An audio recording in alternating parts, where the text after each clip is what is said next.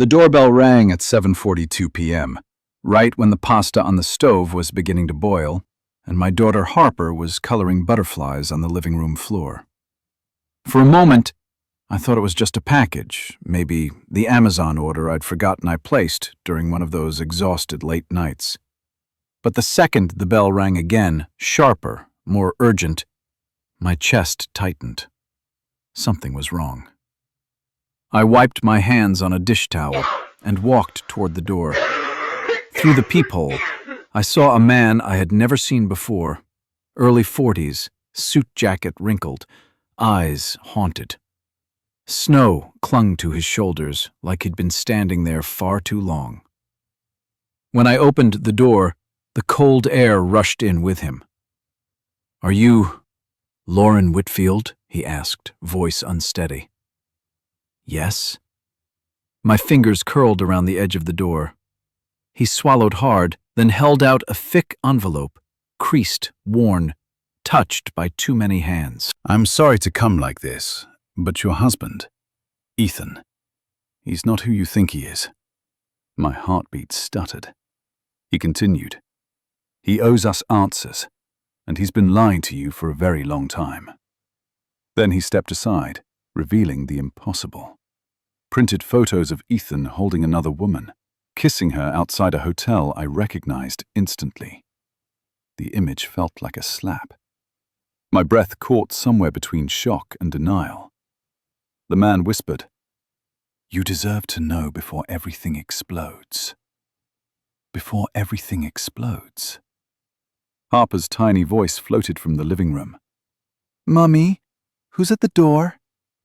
I couldn't answer, because in that frozen moment, standing in the doorway of my own home, pasta boiling behind me and my life unraveling in front of me, I realized this wasn't just a stranger. This wasn't just bad news. This was the moment my marriage died. And the worst part, it was only the beginning. I didn't invite the man inside, but he stepped over the threshold anyway, slowly, cautiously, like someone entering a crime scene. Snowflakes melted on my hardwood floor. My instincts screamed to shut the door in his face, but something about the heaviness in his expression made me freeze. "My name is Marcus Lee," he said quietly. "I worked with your husband." I felt my pulse spike. "Worked?" He hesitated. "Ethan was escorted out of the firm yesterday." His voice dropped. "It wasn't just about money. There are investigations. Federal ones." The room tilted for a moment. Behind me, Harper hummed softly, still coloring butterflies, completely unaware her world was cracking open. I nodded toward the kitchen table. "Talk, but make it quick." Marcus set the envelope down like it contained explosives. "Your husband owes a lot of people answers. He borrowed money from colleagues, lied about investment opportunities."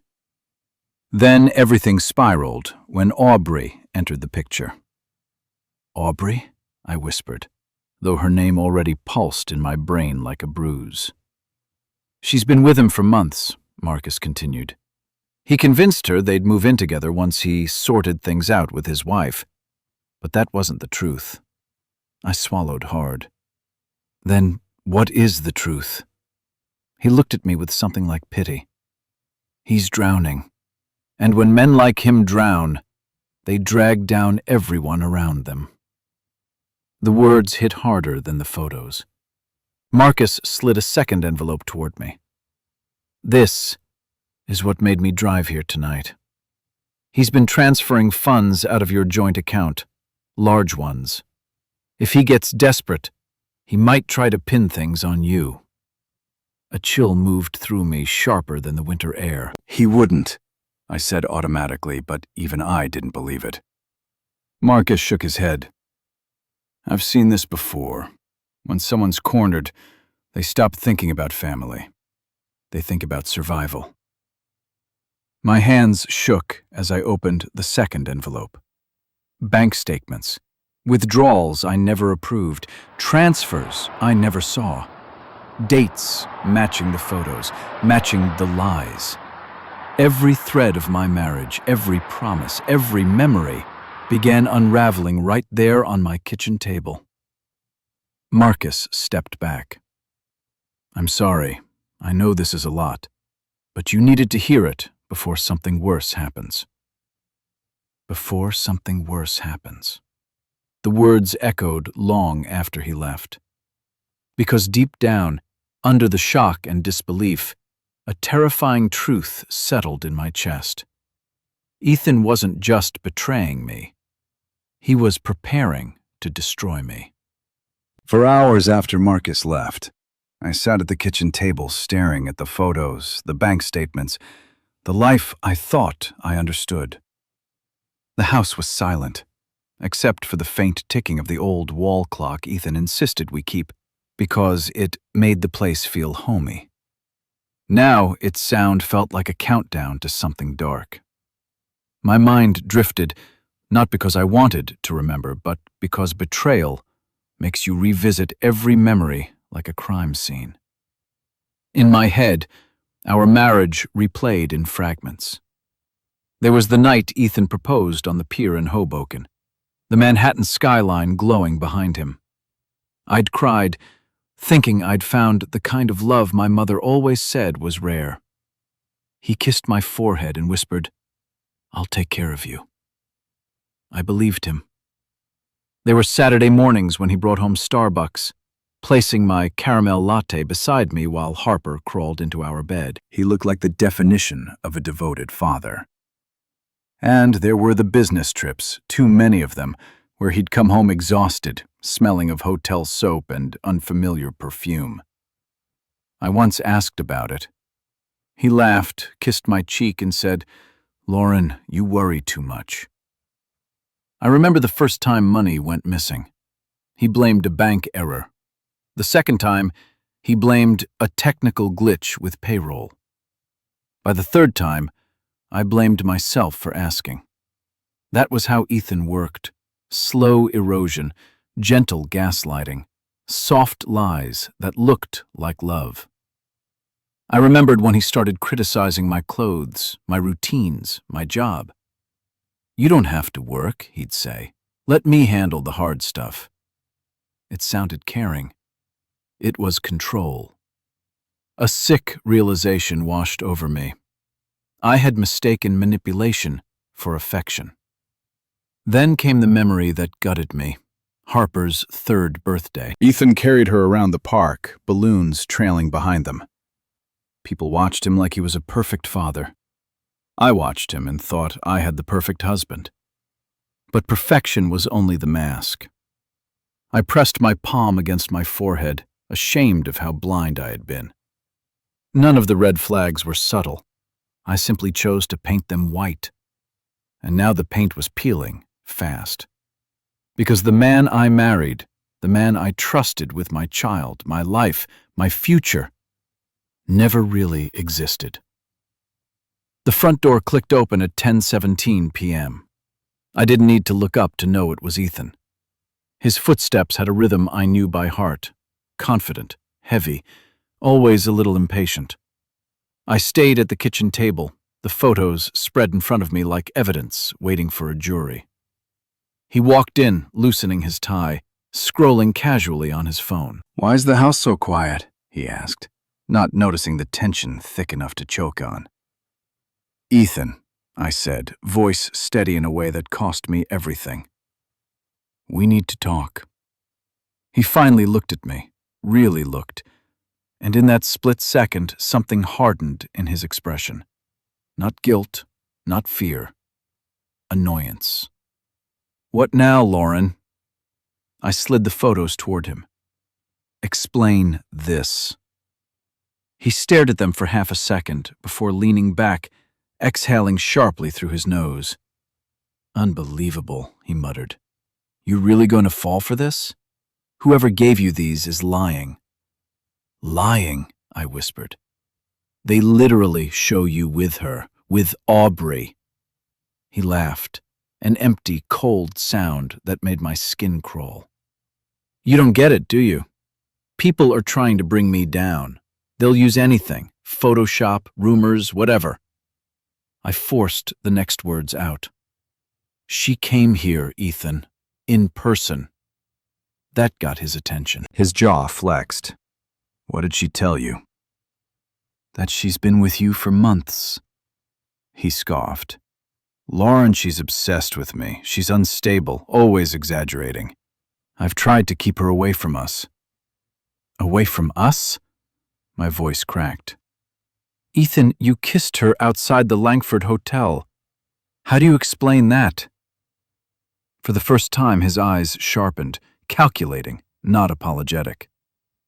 If you keep digging into this, Lauren, you're going to make things worse for yourself. Worse? I repeated. Ethan, my life is already falling apart. He leaned in, voice low, chillingly calm. You don't want to start a fight with me. Trust me on that. That was the moment everything inside me shifted. His tone wasn't defensive. It was threatening. You think you know what's happening, he said, straightening his tie again. But you don't. And if you're smart, you'll stop asking questions. I looked at him, truly looked, and realized the man standing in my kitchen wasn't scared of losing me. He was scared of losing control, and that was far more dangerous. I didn't realize my voice had risen until I saw Ethan glance toward the hallway, annoyed, not concerned. That alone told me everything about the man he truly was. I stood there, trembling, not from fear, but from the horrifying clarity that the life I'd been defending all these years was nothing but smoke. You're threatening me now? I asked, my fingers digging into the back of a kitchen chair. Ethan rolled his eyes. Lauren, stop being dramatic. You always blow things out of proportion. A familiar tactic, turning my pain into my fault. But tonight, something in me cracked differently. I stepped closer. You lied, Ethan. You cheated. You stole. You dragged us into your mess. He opened his mouth to spit another polished excuse, but a small, quivering voice cut through the kitchen like glass. Mommy, are you mad at Daddy? My heart stopped.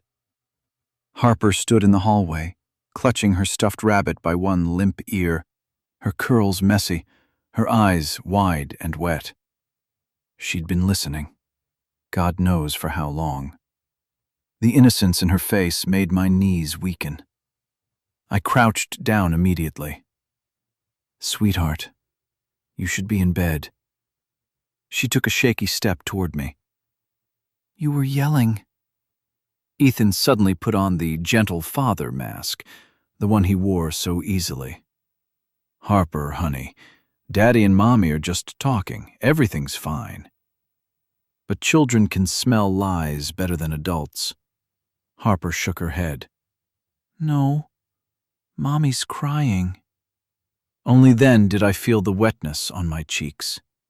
Ethan shot me a sharp, accusing look, as if my tears were the real problem here. I'm not crying because of you, I whispered to Harper, pulling her into my arms. You did nothing wrong. Nothing.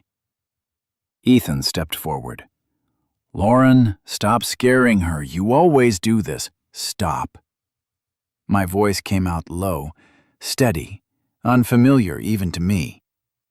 Just stop talking. For the first time, Ethan actually looked thrown off. Not guilty, annoyed at losing control of the narrative. Harper's tiny hand clung to my sweater, trembling. In that moment, something in me hardened. Not anger, not revenge, but a vow. A vow that I would protect my daughter from this man, from this chaos, from every lie he tried to bury us under. And deep inside, beneath the fear and heartbreak, a new truth rose like a quiet flame. This wasn't just the collapse of a marriage. It was the beginning of a war. The next morning, I woke up feeling like someone had poured cement into my chest. Every breath was heavy, every movement slow. Ethan had already left for work, if that's even where he went anymore. The house felt colder without his presence, which was ironic considering how suffocating he'd made it the night before. Harper padded into the kitchen in her unicorn pajamas, rubbing her eyes. "Mommy," she whispered, "are you still sad?" I knelt beside her, smoothing her curls. "A little, but we're going to have a nice day together, okay?" She nodded, trusting me in a way that broke me all over again.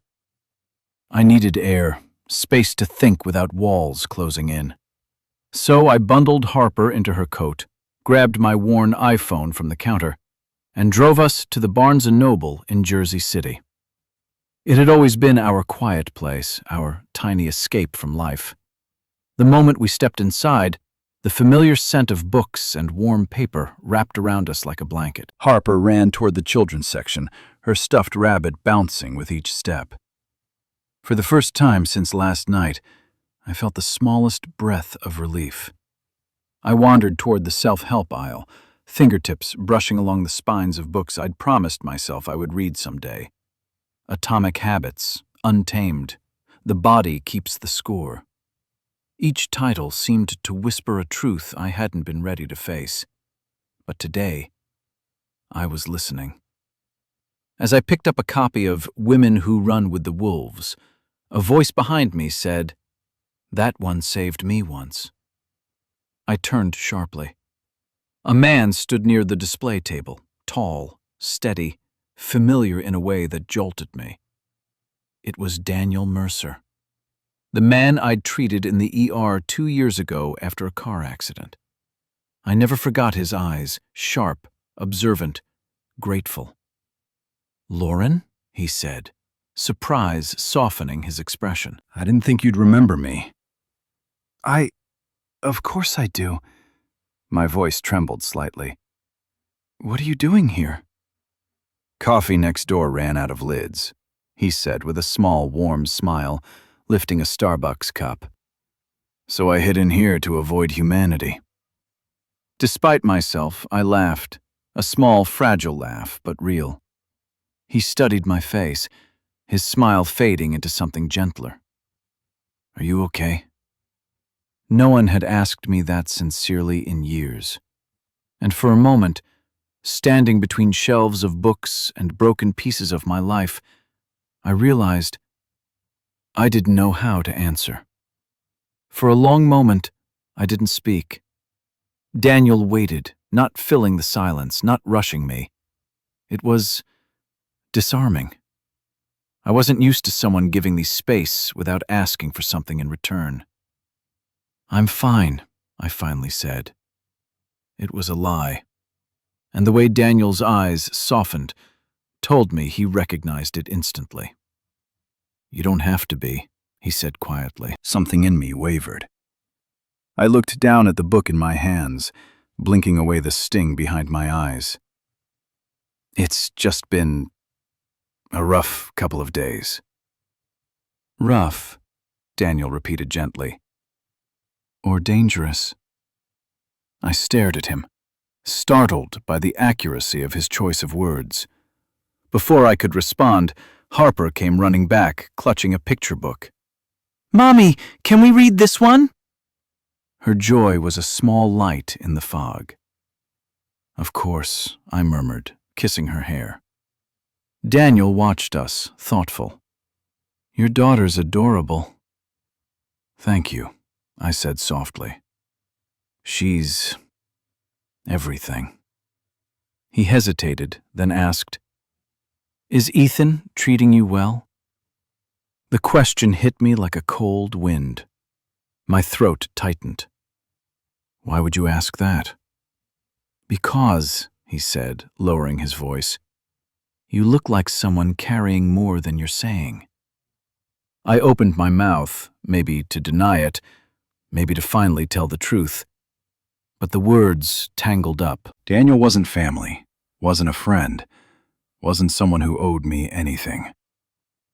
And maybe that's why I almost wanted to tell him everything. Instead, I exhaled shakily. Things at home are complicated. Daniel studied my trembling fingers. If you ever feel unsafe or overwhelmed, you can call me. He slipped a simple business card from his wallet and placed it on the table between us. I mean that. Daniel, I said, unsure. I can't ask you. You're not asking, he interrupted gently. I'm offering. There was no flirtation, no hidden agenda, just concern, honest and steady. As I tucked the card into my coat pocket, Harper tugged my sleeve. Can we go home now? Home. The word twisted painfully. Daniel seemed to read the shift in my expression. Do you need a ride? It's snowing harder outside. I should have said no, but for the first time in years, letting someone help didn't feel like weakness. Yeah, I whispered. A ride would be nice. Daniel nodded once, calm, protective, certain. And that was the moment I felt the first flicker of something I hadn't felt in a long time. Safety. Snow clung to Daniel's Mercedes as he drove us home, the heater humming softly while Harper chattered in the back seat. Daniel listened with a warm patience I hadn't felt from anyone in years. When he pulled up in front of my house, he didn't rush me out of the car. He simply said, "Take care of yourself, Lauren. Really." Those words stayed with me long after I walked inside.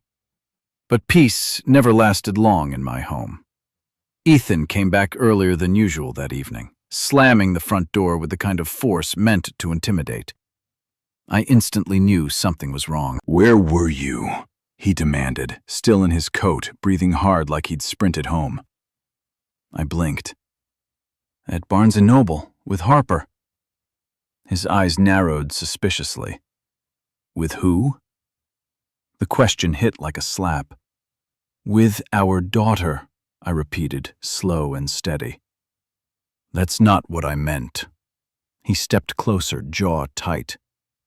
"I saw a black Mercedes parked outside. You want to explain that?" My stomach turned. He had driven by. He was watching us. "It was Daniel," I said finally. "I ran into him. He offered us a ride because of the snow." Ethan laughed, but not the kind that came from humor. The sound was sharp, unhinged. "So now you're letting random men drive my wife and kid around?" "He's not random," I snapped before I could stop myself. "I treated him in the ER once. He remembered me." "That's worse," Ethan barked. "Guys like that don't remember out of gratitude." I froze. This wasn't jealousy. This was fear. Fear of losing the control he'd always had over me. He paced across the living room, running a hand through his hair. "You think you can play smart? Drag men into our problems." His voice rose. "Do you have any idea what position you're putting me in?" "I'm not putting you in anything," I said, trembling. "You did that to yourself." His head snapped toward me, and for the first time, I saw panic beneath the anger. He knew things were slipping. The lies, the affair, the money, everything was closing in on him. And Daniel's presence? That wasn't just a threat to Ethan's ego. It was a threat to the power he'd been abusing for years. He stared at me with a chilling certainty and whispered, "This isn't over, Lauren. Not even close." And just like that, the storm inside my home grew darker. Because Ethan wasn't spiraling. He was preparing for war. I barely slept that night. Ethan's threats circled my mind like vultures. Every time I closed my eyes, all I could hear was his voice.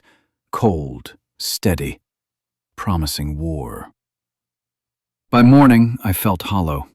Harper slept in late, so I used the quiet hour to comb through our online banking app on my cracked iPhone. I wasn't looking for anything specific, just checking, just trying to feel some sense of control. But control was the last thing I found. Page after page of transactions I didn't recognize appeared. Withdrawals I never approved. Transfers to accounts I'd never seen before. Some small, some massive. All hidden in plain sight. At first, I thought it was a glitch. Then I saw a name that made my blood run cold. Aubrey Dawson. Zelle transfer. $3,800. My vision blurred. Another. Hotel Langford, Executive Suite, $1,276.94. Then, crypto exchange deposit, $12,500. My breath caught painfully in my throat. Ethan wasn't just cheating. He was funneling our savings, Harper's future, into something dangerous. Hands shaking, I opened our joint savings account. The number staring back at me was so low, I felt physically sick. He'd drained it. Every dream I'd saved for, Harper's school, a family trip, a future free of stress, it was all gone, sucked into a void Ethan had created behind my back. A sharp knock made me jump. Mrs. Collins from next door peeked through the glass panel beside the door. I opened it, trying to hide my panic. "Sweetheart," she said gently, "are you all right? You look pale." I forced a smile. "I'm fine, just tired." Her eyes narrowed with concern. "I heard arguing last night, and early this morning I saw Ethan leave in a rush. He nearly hit my garbage bins." Embarrassment flushed my cheeks. "It's been a week." She hesitated, then lowered her voice. "I don't want to meddle, honey, but I've seen him meeting that young woman, more than once, right outside your house." My stomach twisted. Even my neighbors had noticed what I tried so hard not to see. Mrs. Collins patted my arm. "You deserve better. Don't let him take everything from you." But he already had. The accounts, the money, the truth. And in that moment, standing in my doorway with shattered finances and a trembling heart, I realized something terrifying. Ethan hadn't just betrayed me emotionally. He'd weaponized our entire life against me. I spent the rest of the morning pacing the kitchen, my mind spinning between panic and disbelief. Every bank statement I'd uncovered replayed in my head like a nightmare on loop. Ethan had drained us, not just emotionally, financially, legally, strategically.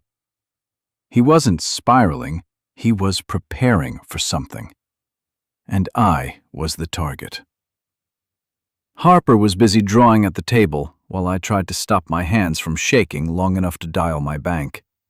But just as I pressed call, my phone buzzed with a different number. Daniel. For a moment I considered ignoring it, but something inside me, instinct, maybe survival, made me answer. "Lauren?" His voice was steady, calm. "You okay?" No one had asked me that with sincerity in years. I swallowed hard. "I'm trying." That sounds like a no. I closed my eyes. "Daniel, I don't know what to do. Ethan's not who I thought he was." There was a pause, quiet, thoughtful. "I know the look of someone being backed into a corner. I saw it yesterday on your face." My breath hitched. "You did?" "Yes," he said softly. "And I didn't want to push, but I can help you, if you let me." Help. The word felt foreign. "I don't want to drag you into this," I whispered. "You're not dragging me anywhere," he replied. "You're standing in a burning house. I'm just opening a door." Those words broke something open inside me. I exhaled shakily. Ethan drained our accounts. I think he's hiding more. "Then stop trying to handle this alone," Daniel said firmly. "Send me the statements. I'll look through them." "You don't have to." "I know I don't," he cut in, gentle but direct. "But I want to." After a few seconds, I forwarded every screenshot with trembling fingers. Within minutes, he responded. "Lauren, this isn't just financial trouble. These transfers look intentional, coordinated, possibly illegal." My heart dropped. Illegal. That meant danger. For Ethan. For me. For Harper. "Listen to me," Daniel said, voice lower now. "Until we know more, don't confront him. Don't accuse him, and don't be alone with him if you can help it." A chill ran down my spine. "Daniel?" I whispered. "Yeah?" "Why are you helping me?"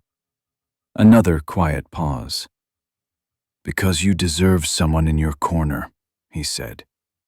"And because I know what men like Ethan are capable of."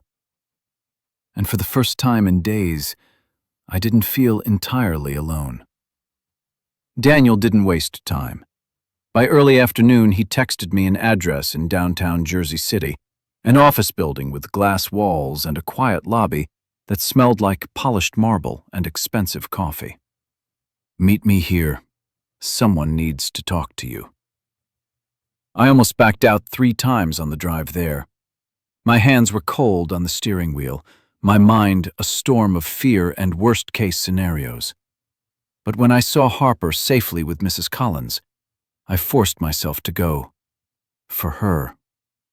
The receptionist greeted me kindly and led me into a private conference room where Daniel and a woman in a navy blue suit were waiting. She rose, extending her hand with calm confidence. "Lauren, I'm Julia Ramirez, family law attorney." The words made my stomach clench. She motioned for me to sit. Daniel stayed beside me, not hovering, not pushing, just present.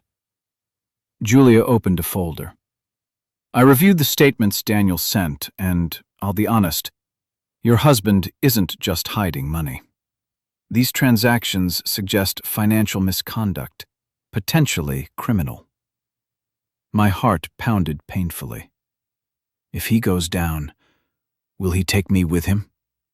"That," Julia said softly, "is exactly what we need to prevent." I swallowed hard. "What do I do?" "First," she said, "you start protecting yourself. Document everything, dates, conversations, emotional incidents.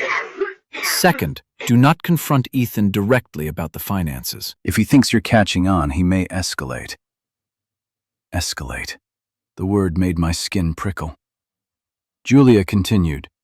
"Third, we need to discuss custody. If he senses you're pulling away, he may try to paint you as unstable to gain leverage." My breath caught. "He wouldn't." Daniel's voice was quiet but firm. "Lauren, he would." Julia nodded sympathetically. "Men under pressure behave unpredictably, and based on the pattern I'm seeing, he's already building a narrative where you're emotional, overwhelmed, unable to care for your daughter." My throat tightened. "That's not true. I'm a good mother." "You are," Julia said. "But truth isn't always what decides cases. Evidence does." Her words dropped like stones into my chest. Daniel leaned closer, lowering his voice. "You're not alone in this. I'm here. We'll get through it." For a moment, I let myself breathe, just a little. Julia closed the folder. "You need to understand, Lauren. This is no longer just a marriage problem. This is a legal battlefield." And sitting in that conference room, beneath the soft hum of fluorescent lights, I finally grasped the terrifying reality. Ethan wasn't just my husband. He was becoming my enemy. By the time I left Julia's office, the sun had dipped behind Jersey City's skyline, painting the streets in muted gold. My lungs felt tight, as if each breath carried a new piece of fear. I picked up Harper from Mrs. Collins' house, trying to smile for her, trying not to crumble. But everything inside me felt like wet paper, fragile, terrible. When we stepped out into the cold evening, my phone buzzed. "Daniel, are you okay? Do you need somewhere safe tonight?" I stared at the message. Safe. That word felt foreign. My home didn't feel safe. Ethan didn't feel safe. My marriage, my bank accounts, my future, none of it felt steady under my feet anymore. Before I could overthink it, I typed back, "I don't want to be alone tonight." He replied instantly, "Daniel, come to my place. I'm 5 minutes away." Daniel's apartment was on the 27th floor of a building overlooking the Hudson River. When he opened the door, warm light spilled out along with the scent of cedar and something comforting, like home, but not mine. "You're okay," he said softly, guiding us inside. He didn't ask questions, didn't pry. He simply took Harper's coat, handed her a small basket of Legos he'd saved from his nephew, and let her settle on the rug. I stood there awkwardly, hugging my arms around myself. "You don't have to pretend here," Daniel said. "Not with me." The kindness in his voice cracked something in me. Tears stung my eyes, and before I could turn away, one slid down my cheek. He stepped closer, but gently, giving me all the space to step back if I wanted.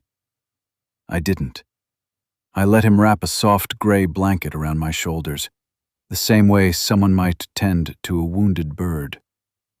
We sat on his couch, the city lights flickering below like scattered stars. "I feel like everything is falling apart," I whispered. "It's not falling apart," he said quietly. "It's being exposed, and that means you can finally rebuild." His words hit deeper than I expected. Harper laughed softly at her Legos, her small voice filling the room with innocence and hope. For the first time in days, my heartbeat steadied. Daniel wasn't rescuing me. He was reminding me I was still worth rescuing. And in the warm glow of his living room, wrapped in a blanket and a fragile sense of safety, one truth settled into my bones. This wasn't the end of my story. It was the first moment I felt the possibility of a new one. The next morning, I woke in Daniel's guest room to the soft hum of the city and the faint scent of freshly brewed coffee drifting down the hallway. For a moment, I allowed myself to feel the calm. Harper curled up beside me, safe, peaceful. But peace never lasted long in my life. My phone buzzed with 3 notifications, all from Ethan. "Ethan, where are you?" "Ethan, this isn't funny, Lauren." "Ethan, come home now before you make things worse for yourself." A cold dread settled in my stomach. Daniel must have noticed my trembling hands because he appeared in the doorway, concern etched in his expression. "He's already trying to pull you back in, isn't he?" I nodded weakly. "He always does." "Don't answer," Daniel said gently. "Not until you're ready." I wanted to listen. I did. But when you've spent years being conditioned to respond to someone's anger, it's like muscle memory. Still, I stayed quiet. When I finally returned home later that afternoon, Ethan was waiting, standing in the kitchen like a perfectly rehearsed scene. His hair combed, shirt pressed, smile gentle. Too gentle. "Lauren," he said warmly, "you scared me. I thought something happened." He stepped closer, arms open as if he were the picture of concern. Why would you vanish like that?" "Because you're dangerous." But I didn't say it. Instead, I watched him move through the room, soft voice, soft gestures, like he was auditioning for the role of devoted husband. And I realized exactly what he was doing. He was crafting a narrative. "You know," he continued, "the neighbors probably saw you leave. They'll think you're unstable. I don't want people talking." The word unstable sliced through me like ice. "That's what you're trying to paint me as," I whispered. "Isn't it?" Ethan's smile barely faltered. "Lauren, please. You're emotional. You're stressed. Anyone would be after whatever you think you saw." Gaslighting, smooth, practiced, lethal. He even walked over and tucked a hair behind my ear, murmuring, "I'm worried about you." The touch made my stomach twist. Then he added softly, like it was nothing, "Let's keep things calm, okay? For Harper. Custody battles get messy when one parent isn't stable." There it was. The threat dressed as concern. He wasn't just creating a story. He was rewriting me. And as I stood there, his manipulative smile inches from mine, one chilling truth settled in. Ethan was building a case against me long before I ever realized I needed one against him. The days that followed felt like moving through thick fog, heavy, disorienting, suffocating. Ethan's sudden tenderness at home, the soft voice, the gentle touches, the carefully crafted facade of concerned husband. It all made the air feel poisoned. I couldn't escape the sense that every word he spoke was rehearsed for an audience I couldn't see. But the breaking point came on Thursday afternoon. I was at the school, finishing lesson plans while Harper colored beside my desk. My phone buzzed again and again, texts from Ethan. "Ethan, we need to talk." "Ethan, Julia Ramirez reached out to me." "Ethan, you're making yourself look guilty." "Ethan, stop before you destroy everything." My throat tightened. Julia? Why would he know her name? Did he already have eyes on me? How much did he know? I tried to breathe, slow, steady, but the room began to tilt. My hands went numb. My vision tunneled, shrinking down to a small circle of spinning light. I gripped the edge of the desk, trying to anchor myself. Harper's voice echoed faintly, distant. "Mommy? Mommy, you look funny."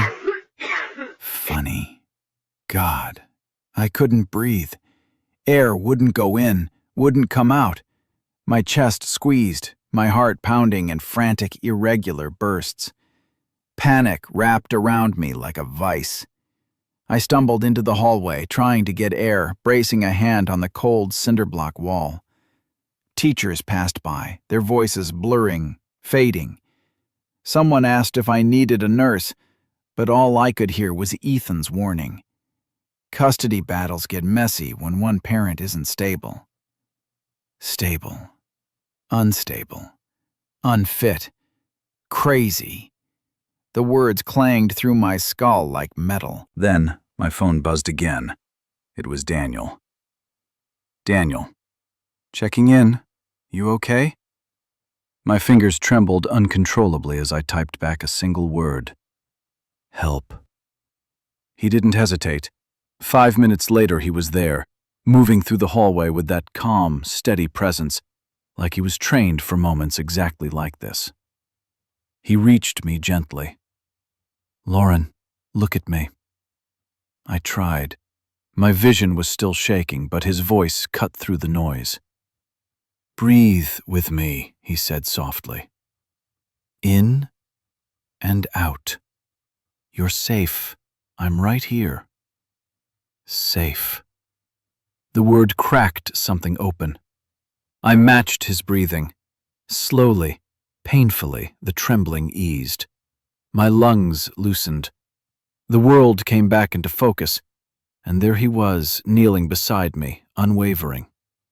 When I finally steadied, he brushed a tear from my cheek with his thumb. "You're not losing your mind," he whispered. "You're under attack."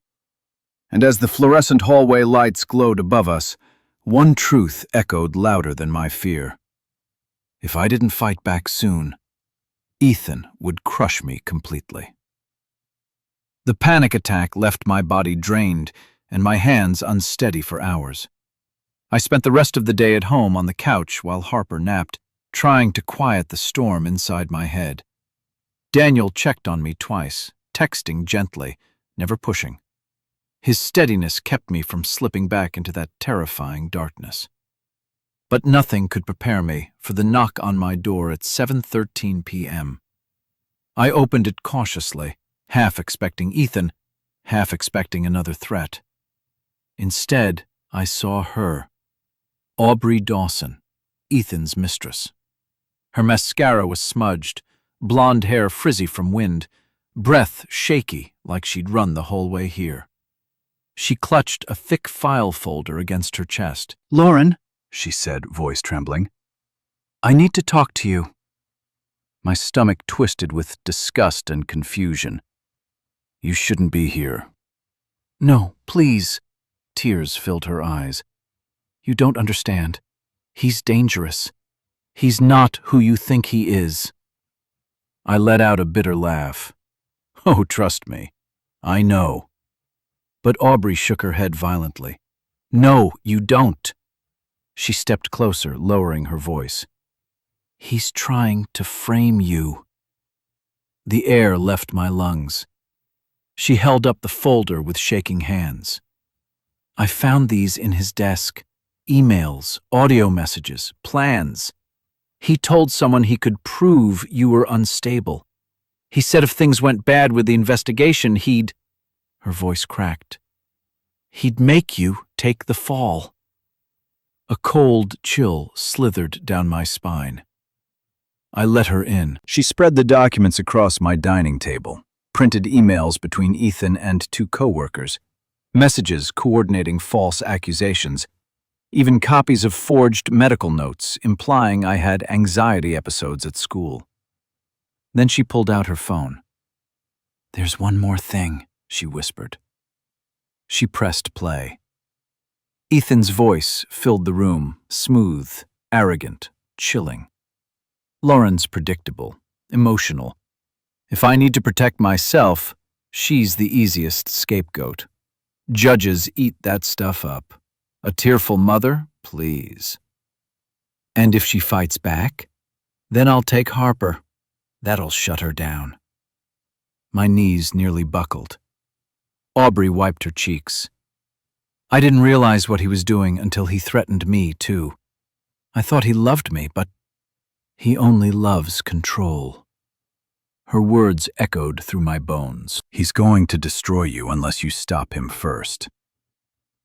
For the first time in weeks, something fierce rose inside me. Not fear, fire. A cold, righteous fire. I looked at the pile of evidence, the trap he built, the lies he crafted, the future he planned on my ruins, and I whispered, "He messed with the wrong mother." Because now, I finally had the weapon I needed to take Ethan down. For the first time in weeks, the fear weighing down my chest loosened, just enough for me to breathe. The evidence Aubrey brought wasn't just damning, it was explosive. It was the kind of proof that could flip everything Ethan built upside down. I gathered the documents with trembling hands, each piece feeling like a weapon I never knew I had the right to hold. When Daniel arrived, after I texted him, "You need to see this now," he studied every page, every screenshot, every recording. His jaw tightened, his expression shifting from concern to something sharper, protective, focused. "This is big," he said. "Bigger than anything we thought." "So, what do I do?" My voice sounded small even to me. Daniel placed a hand on the back of a chair, leaning in. We stop playing defense. We take the offensive. The words sent a shiver through me. He continued. Ethan thinks he's 3 steps ahead. He's not. Not anymore. We're going to build a case so airtight that he won't have room to breathe. It was the first time anyone said we. Not you, not I. We. He called Julia right away. Within the hour, the 3 of us sat around my dining table like a makeshift war council. Julia spread the documents out, her eyes scanning quickly. This changes everything. These recordings, these emails, they're beyond incriminating. He's not only manipulating you, he's conspiring to defraud the court. A flicker of hope sparked inside me. So I can win? Julia met my gaze with a steady confidence I desperately needed. You won't just win. You'll bury him. Hearing those words felt like stepping out of a long, dark tunnel. We worked for hours, organizing, labeling, sorting timelines, preparing statements. Harper slept on the couch wrapped in a blanket, while the 3 of us created the blueprint to dismantle Ethan's lies, brick by brick. Every new page Julia added to the legal folder felt like I was reclaiming something he stole from me, my voice, my dignity, my future. Lauren, Daniel said quietly, leaning closer. You're stronger than you think. I didn't answer, but I felt something shift inside me, like a small flame catching wind. Ethan wanted a war? Fine. I was done hiding. Done being the quiet, compliant wife he could mold and mute. He shattered the family we had, tore holes in the life I built, and nearly convinced me I was powerless. But now, I finally had power, and I was going to use every bit of it. The courthouse smelled like old paper, polished floors, and tension thick enough to taste. I walked in clutching Julia's binder of evidence, my palms damp, my heart a frantic drum in my chest. Daniel walked beside me, not touching, not hovering, but his steady presence felt like armor. Inside the courtroom, Ethan was already seated with his attorney. He wore a charcoal suit, hair perfect, expression calm and concerned, like he was the one betrayed. When he spotted me, he offered a sympathetic smile, as if he still believed he could manipulate me with softness, as if the monster behind that mask wasn't already exposed. Judge Hall entered, and everyone stood. My knees nearly buckled, but I stayed upright. I owed that to Harper. I owed that to myself. The hearing began. Ethan's attorney spoke first, smoothly painting a picture of a troubled wife, overwhelmed, emotional, unfit to manage the stress of parenting. I felt my stomach twist as he described me like I was a fragile piece of glass, unsafe, unstable. Then, my turn. Julia rose, her voice steady. Your Honor, the allegations against my client are not just false. They are deliberately constructed, and we have evidence of intentional manipulation. The judge raised an eyebrow. Proceed. Julia opened the binder. Page 1. Emails. Ethan coordinating false narratives with coworkers. Page 2. Bank statements showing illegal transfers. Page 3. Screenshots of Zelle payments to Aubrey. Page 4. The hotel charges. Each page felt like stone after stone being removed from my chest. Ethan's attorney scrambled. Your Honor, these documents could be... And then Julia pressed play on the recording. Ethan's voice filled the courtroom. Lauren's predictable, emotional. If I need to protect myself, she's the easiest scapegoat. Custody battles get messy when one parent looks unstable. If she becomes a problem, I'll take Harper. That'll shut her down. The room fell silent. Ethan's face drained of color. His attorney froze. Judge Hall leaned forward slowly. "Mr. Whitfield, do you have an explanation for this?" Ethan opened his mouth, but no sound came out. Panic replaced his polished mask. The courtroom watched him unravel in real time. Julia closed the binder. "Your Honor, my client has endured manipulation, gaslighting, financial abuse, and an orchestrated plan to destroy her credibility. She deserves protection, and her daughter deserves safety." For the first time in months, I lifted my chin, not in fear, but in strength. Because the truth wasn't just spoken, it detonated. The courtroom felt frozen in time. Ethan sat rigid beside his attorney, eyes darting wildly between the judge, the evidence binder, and me. Every perfectly rehearsed smile, every softened tone, every carefully curated lie, crumbling right in front of him. Judge Hall adjusted her glasses and folded her hands. "Mr. Whitfield," she said calmly, "the recordings presented demonstrate clear intent to manipulate both the court and your spouse. Your financial behavior is concerning. Your credibility is compromised." Ethan swallowed hard, jaw twitching. "Your Honor, if I could just—" "You've said enough," she cut in sharply. The room fell completely silent. She turned her attention to me. "Mrs. Whitfield, based on the evidence provided, the court acknowledges a pattern of emotional abuse, financial misconduct, and coercive control against you." My breath hitched. Then, like a door finally opening after being locked for years, she continued. "You are granted full legal and physical custody of your daughter, Harper Whitfield." A sound escaped me, half sob, half exhale. My vision blurred as tears filled my eyes. Ethan lunged forward in his seat. "That's ridiculous. She's unstable. She ran away. Judge Hall slammed her gavel once. "One more outburst, and I will hold you in contempt. Sit down." Ethan froze, color flooding his face, a mixture of rage and disbelief. The judge continued. "Furthermore, due to clear evidence of malicious intent, Mr. Whitfield, you will have supervised visitation only, pending completion of a psychological evaluation."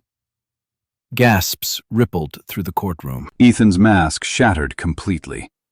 He gripped the table so hard, his knuckles turned white. "This isn't fair," he whispered harshly. "She's turning everyone against me." "No, Ethan, you did that yourself." Julia squeezed my hand under the table. Daniel watched from the back row, his expression steady, proud, protective. Judge Hall gathered the final papers. "Lastly, a formal investigation into your financial misconduct will proceed at the state level. Court is adjourned." The gavel struck. The sound echoed like thunder. Ethan's attorney tried to calm him, but Ethan wasn't listening. His eyes locked onto mine, wild, defeated, burning with the realization that he'd finally lost control of me, of everything. I stood, legs trembling but steady. As I turned to leave the courtroom, Daniel stepped forward. "You did it?" he whispered. "No," I breathed, wiping my tears. "We did." And for the first time in years, I felt something powerful rise inside me. Freedom. Real freedom. The days after the verdict felt surreal, like stepping into a world I'd only watched through glass, never believing I could live in it. For the first time in years, the air around me felt breathable, light, safe. But the biggest change came 2 weeks later, when Harper and I moved into our new place. It wasn't extravagant. A modest two-bedroom apartment in a quiet corner of Jersey City, with wide windows that faced the skyline and morning sun that poured in like hope. The kind of place where nothing bad had ever happened. A clean slate. I carried the last box inside, Harper skipping beside me, humming to herself. "Mommy," she said, peering around the living room, "this feels happy." Happy. The word hit me harder than I expected. I set the box down and knelt to her level. It does, sweetheart. It really does. She hugged me tightly, her small arms wrapping around my neck with a sincerity only children possess. "Is this our forever home?" A lump formed in my throat. It's the beginning of it. Later that afternoon, after Harper fell asleep among half-unpacked toys, I made myself a warm cup of Starbucks instant latte and stepped onto our tiny balcony. The city shimmered below, steady and alive. My new life, quiet, uncertain, but finally mine, stretched softly before me. A gentle knock on the door pulled me back inside. Daniel stood there, holding a small potted plant. "Housewarming gift," he said, almost shy. "I figured you could use something that grows." I smiled, really smiled. "Come in." He looked around the apartment, nodding softly. "This place suits you." "It feels like I can breathe here," I admitted. Like I'm not waiting for something bad to happen. Daniel's eyes softened. "Nothing bad is coming for you anymore, Lauren. Not if I can help it." The sincerity in his voice wrapped around me like a warm blanket. No pressure, no expectations. Just presence.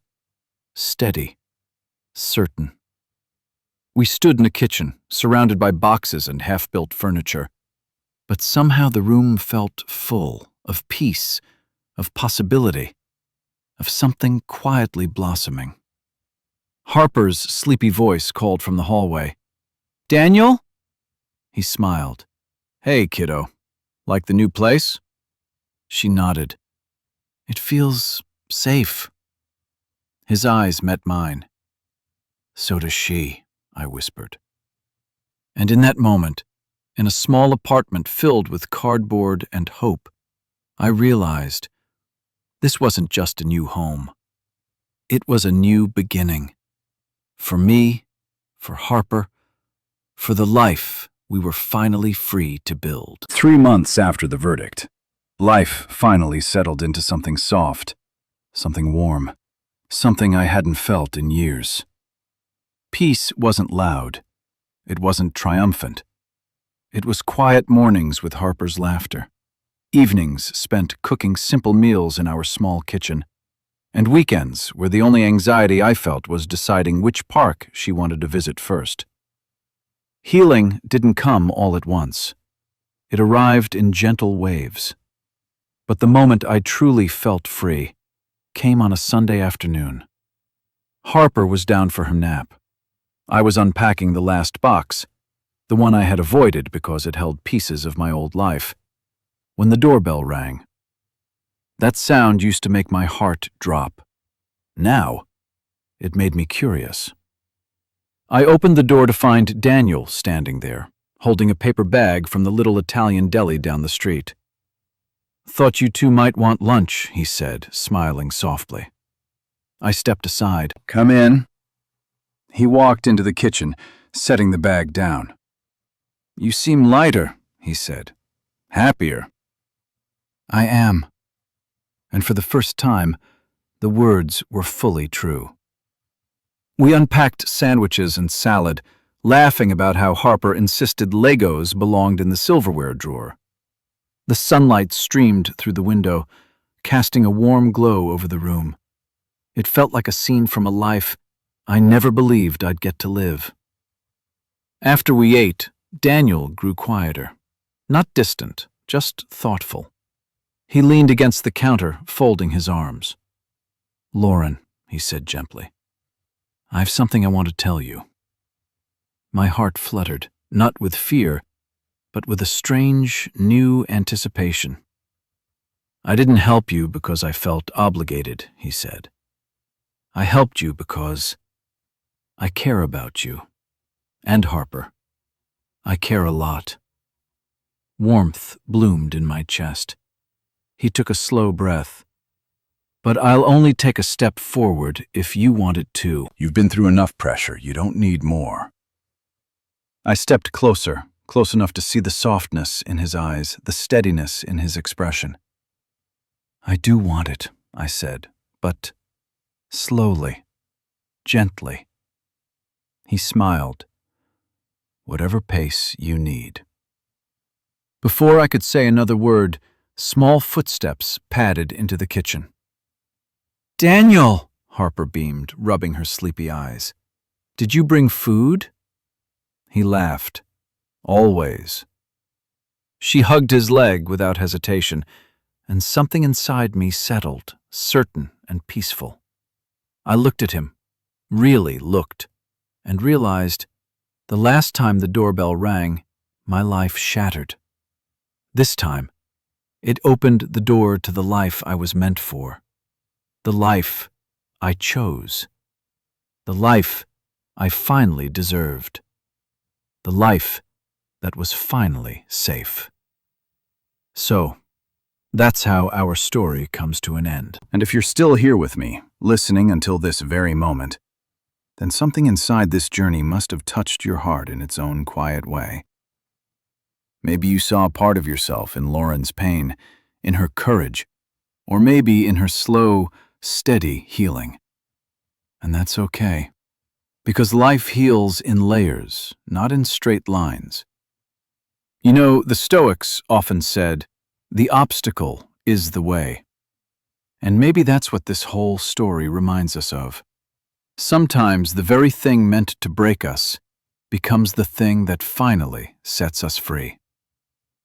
Marcus Aurelius wrote, "You have power over your mind, not outside events." Lauren didn't get her freedom from luck. She reclaimed it the moment she chose herself. And maybe that's your reminder too, that no matter who tried to dim your light, your strength is still yours. You're allowed to start again.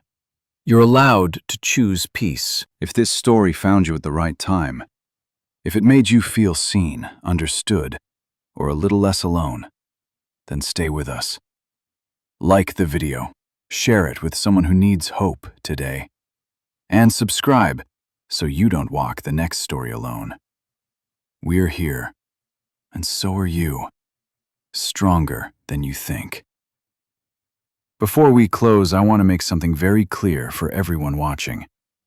This story is a work of fiction, created purely for emotional storytelling and personal reflection. It does not represent real people, real events, or real legal situations. Any resemblance to actual individuals is entirely coincidental. Our goal is to explore themes of healing, resilience, and self-worth, not to give legal, psychological, or professional advice. If you're going through something similar in real life, please reach out to qualified professionals or trusted support systems. These narratives are meant to inspire strength, not replace real help. Thank you for being here, for listening with an open heart, and for supporting the channel. Your kindness keeps these stories alive. Stay safe, take care of yourself, and remember, you are never alone.